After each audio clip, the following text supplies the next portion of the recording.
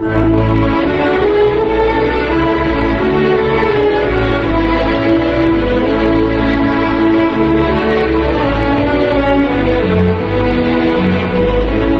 Making of a Nation, a program in special English.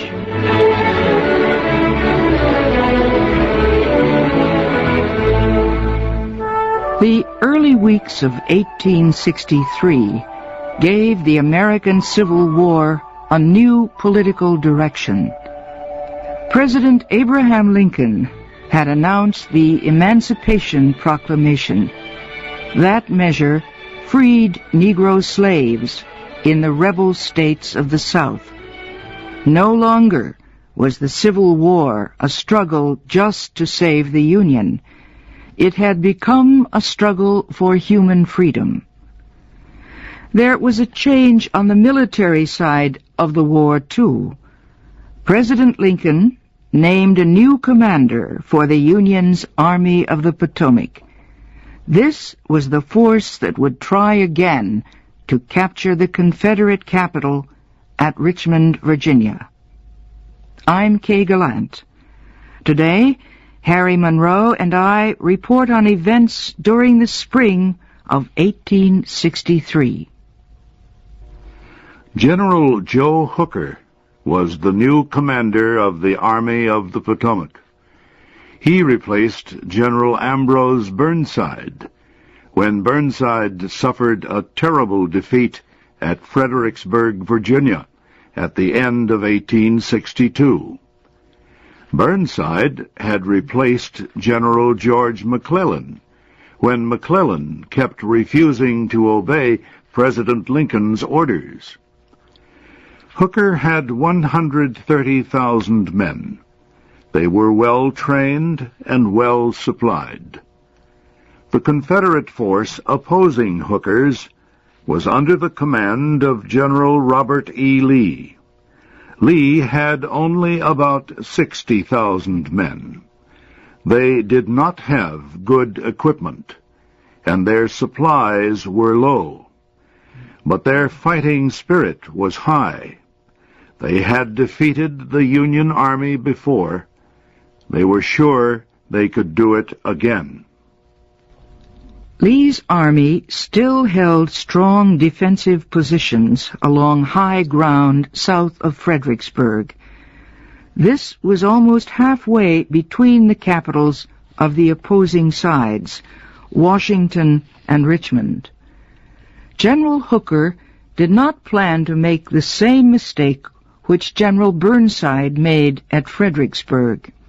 Burnside had thrown his army against Lee's defensive positions 6 times. Each time, the Confederates pushed them back easily. In one day of fighting, more than 12,000 Union soldiers were killed or wounded. General Hooker had rebuilt the Army of the Potomac. Now, he was ready to carry out his plan against General Lee. Hooker left half his men at Fredericksburg in front of Lee's army. He would move the other half into position behind Lee's army. If Lee turned to meet him, the troops at Fredericksburg would attack. The Confederate army would be caught between 2 powerful forces. Lee would have to withdraw or lose his army. Hooker moved around past the end of Lee's line. Then he turned and started marching back behind it. It was a hard march through thick woods and across rough hills and valleys. The country was so wild that it was called the Wilderness. On the last day of April 1863, the Union force reached Chancellorsville. Chancellorsville was a crossroads near the edge of the Wilderness. The next day, the soldiers would be in open country. There, General Hooker could make the best use of his men.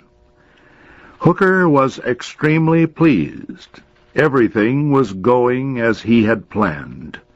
He told his officers, "I have Lee in one hand and Richmond in the other." The next day, Union soldiers began moving out of Chancellorsville and the Wilderness. They did not get far. They ran into several thousand Confederate soldiers. Lee had sent them to slow the Union force. The Confederate force was weak. General Hooker's officers believed they could smash through it without difficulty. They did not get a chance to try. Hooker sent new orders: break off the fight, return to Chancellorsville, put up defensive positions. Hooker's officers were shocked. They protested. Hooker stood firm. He said, "Lee must fight me on my own ground." Robert E. Lee could not understand why the Union force had returned to Chancellorsville, but he was happy it did. Now he had time to prepare his men for battle. Lee met that night with his top general, Stonewall Jackson. They discussed the best way to attack the Union force. The center of the Union line was strong. The right side was not. Jackson was sure he could get around behind it. Lee asked Jackson how many men he would take. "All of them," Jackson answered. 28,000. This meant Lee would have only 14,000 men to face General Hooker. If the Union force attacked before Stonewall Jackson got into position, Lee could not possibly hold it back. Lee was taking a huge chance. He thought about it for a moment. Then he told Jackson to get started. Jackson's men began to leave the next morning. Union soldiers watched as they marched away.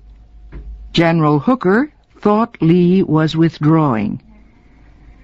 It took Jackson only half a day to get behind the Union force. He spent a few more hours putting his troops into position. Then he attacked.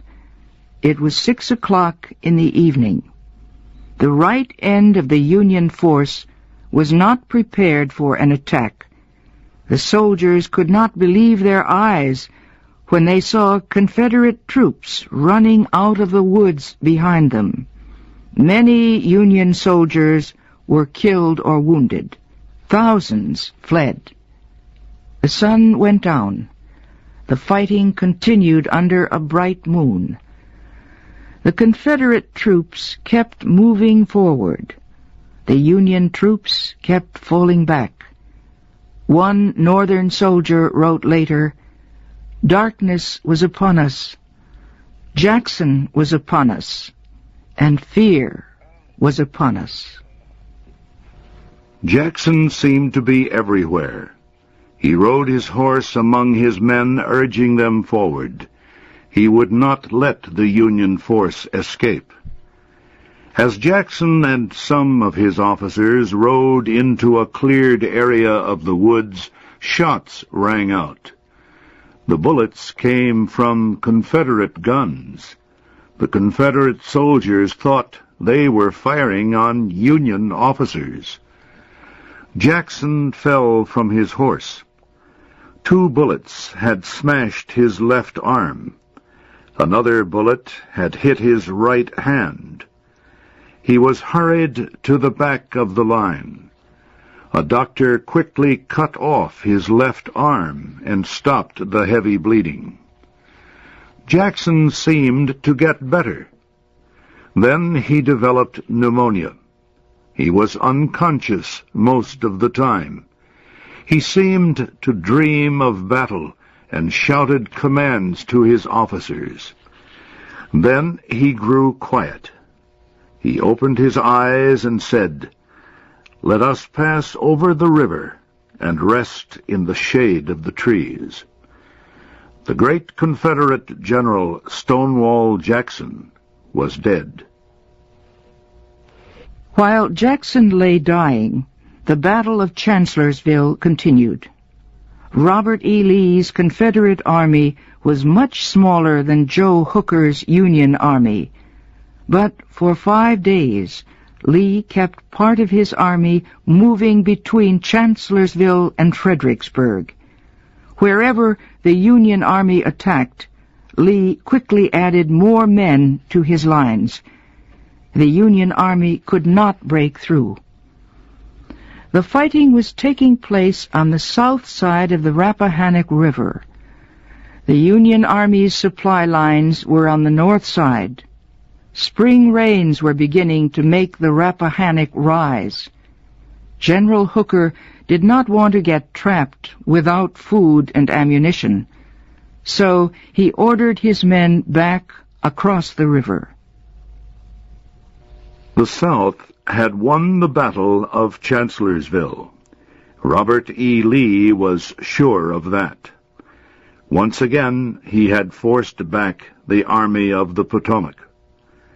But the Union Army was not hurt seriously.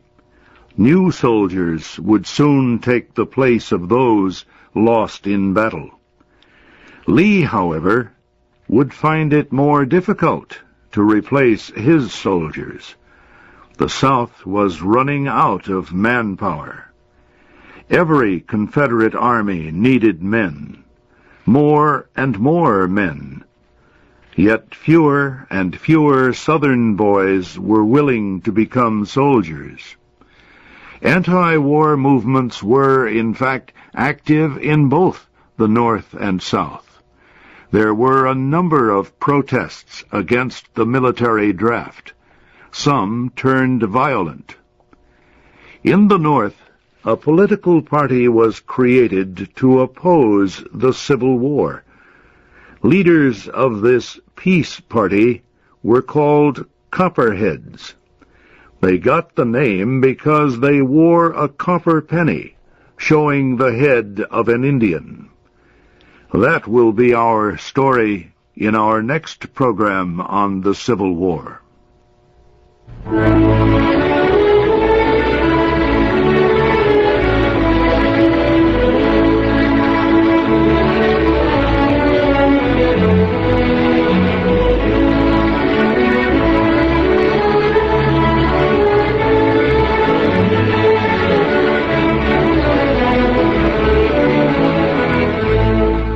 You have been listening to the special English program, The Making of a Nation. Your narrators were Harry Monroe and Kay Gallant. Our program was written by Frank Beardsley.